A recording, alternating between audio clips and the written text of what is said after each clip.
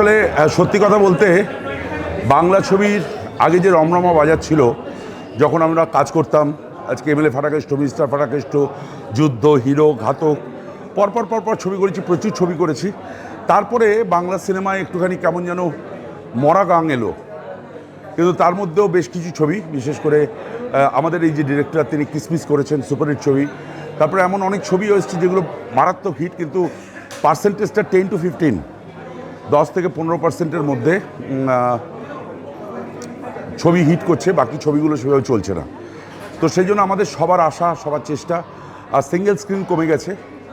আমি রিকোয়েস্ট করব যারা এই ডিপার্টমেন্টে বা ইত্যাদি আছে তারা যদি একটু সিঙ্গেল স্ক্রিন বাড়ান, তাহলে বাংলা সিনেমার উপকার হবে, বাংলা সিনেমা আরও এগোবে।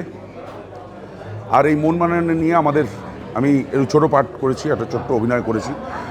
তো আমার আশা যে এই সিনেমাটা সুপারহিট করবে, দর্শকের ভালো লাগবে, এবং দর্শকের যখন ভালো লাগবে তখন এই প্রডিউসার আরেকটা বাংলা সিনেমা করবেন, আমরা সবাই তাতে কাজ করব, বাংলা সিনেমা সমৃদ্ধ হবে।